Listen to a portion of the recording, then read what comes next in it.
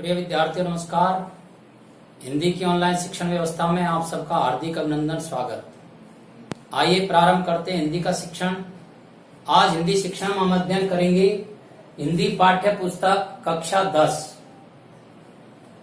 क्षितिज भाग 2 पाठ 2 तुलसीदास। आज हम पाठ 2 तुलसीदास के पद्यांश 4 की सह प्रसंग व्याख्या सीखेंगे। पूर्व के प्रसंग से हमारे ध्यान में आ रहा है कि ये जो पाठ 2 है ये संकलित है, अर्थात महाकवि तुलसीदास द्वारा रचित रामचरितमानस के बाल कांड से कुछ चौपाइयां और यहाँ उद्धृत की गई हैं। जब किसी प्रश्न में हमको किसी पद्यांश की सह प्रसंग व्याख्या करनी होती है तो लगातार अध्ययन के बाद हमें ध्यान में आ गया होगा कि व्याख्या के 3 चरण होते हैं और उन 3 चरणों में से पहला चरण है प्रसंग, दूसरा चरण है व्याख्या और तीसरा चरण है विशेष। तो देखिए आज हम पद्यांश 4 इसकी सह प्रसंग व्याख्या के तीनों चरणों का अध्ययन करेंगे। इसका जो पहला चरण है वह है प्रसंग।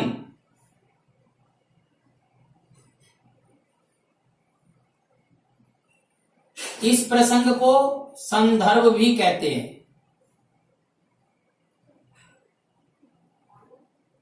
व्याख्या का जो दूसरा चरण है वह है व्याख्या।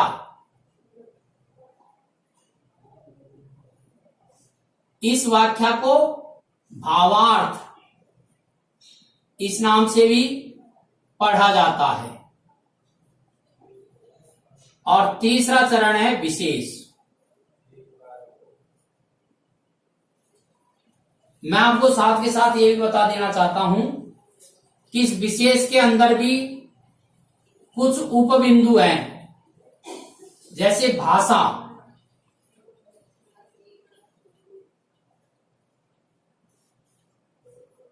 शैली,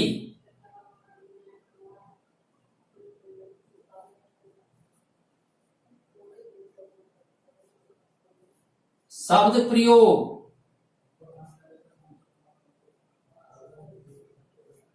छंद, रस,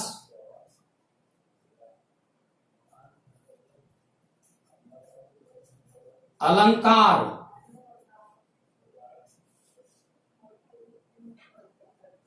शिक्षा। इस प्रकार से विशेष के ये कुछ उपभेद हैं जिनका हम इसमें अध्ययन करते हैं। तो सबसे पहले हम चर्चा करेंगे संदर्भ या प्रसंग की। प्रस्तुत पद्य पंक्तियां हमारी हिंदी की पाठ्य पुस्तक क्षितिज भाग 2 के पाठ 2 तुलसीदास में संकलित महाकवि तुलसीदास द्वारा रचित रामचरितमानस के बालकांड से उद्धृत हैं। प्रस्तुत पंक्तियों में लक्ष्मण जी द्वारा व्यंग वचनों के माध्यम से परशुराम जी को जब अत्यधिक क्रोधित कर दिया जाता है तो क्रोध से युक्त होकर परशुराम जी मुनि कौशिक को संकेत करते हैं कि विश्वामित्र, ये जो बालक है इसको आप समझाओ, इसको रोको और इसको मेरा बाल विक्रम और पौरुष बताओ। इस प्रकार से इन पंक्तियों में लक्ष्मण और परशुराम के संवाद का वर्णन किया गया है। अब दूसरा विषय है व्याख्या। तो व्याख्या को समझिए। परशुराम जी कहते हैं, हे विश्वामित्र सुनो, ये जो बालक है ये मंद बुद्धि है, कुटिल है, काल के वशीभूत है, अर्थात मृत्यु को प्राप्त करने वाला है। इतना ही नहीं, ये अपने परिवार का विनाशक है, परिवार का विनाश करने वाला है। ये सूर्य वंश के लिए राकेश अर्थात चंद्रमा है। यहां जो चंद्रमा है ये कलंक का सूचित है। इतना ही नहीं, यह बिल्कुल निरंकुश, अनुशासनहीन, बुद्धिहीन, मूर्ख और निडर है। परशुराम जी कहते हैं कि ये काल का ग्रास बनने वाला है, मैं क्षण भर में ही इसको मार दूंगा। यह बात मैं पुकार करके कह रहा हूं, इसमें मेरा कोई खोट नहीं रहेगा, दोष नहीं रहेगा। जो यानी यदि तुम इसको बचाना चाहते हो तो इसे रोको और इसे हमारा बल, हमारा रोष और हमारा प्रभाव समझाओ। जब परशुराम जी द्वारा विश्वामित्र जी को ये बातें कही जाती है तो लक्ष्मण जी से ये सब बातें सहन नहीं होती हैं और बीच में लक्ष्मण जी बोल पड़ते हैं और कहते हैं, हे मुनि, तुम्हारा यश तुम्हारे अलावा और कौन कह सकता है। अर्थात आपके यश का, आपके गुणों का बखान तो आप ही कर सकते हो। आपके यश और आपके गुणों का और कोई दूसरा पार नहीं पा सकता। इस प्रकार से लक्ष्मण जी फिर व्यंग करते हैं।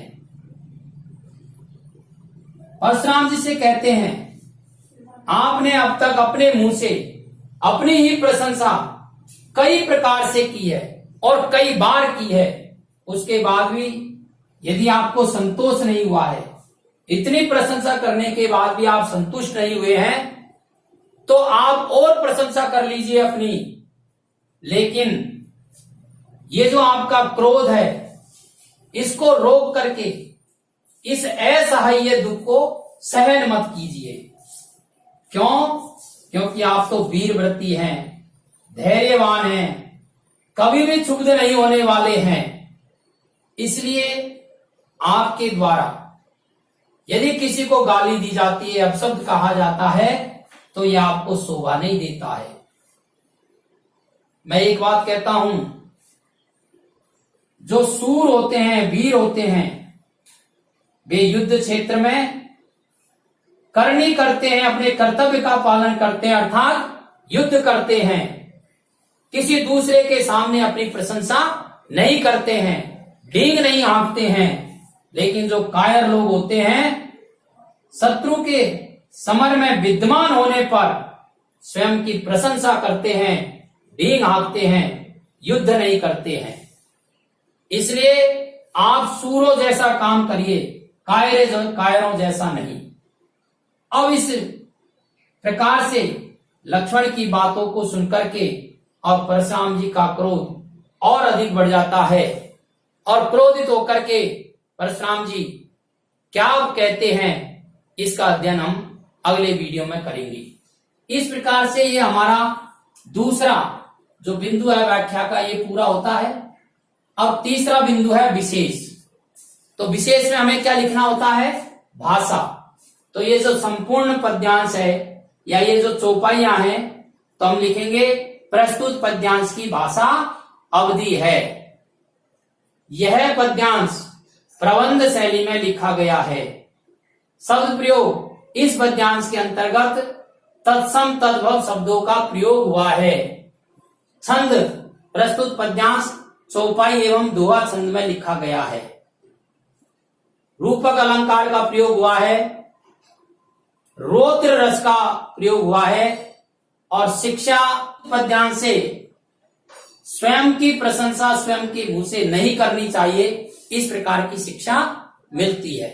अब समझने की दृष्टि से और लिखने की दृष्टि से आप इसका स्क्रीनशॉट ले लीजिए और याद करने की दृष्टि से कम 2 बार इस वीडियो को आप आवश्यक रूप से सुन करके याद करें। और यदि आपने सब्सक्राइब नहीं किया है तो इसे सब्सक्राइब अवश्य करें। धन्यवाद।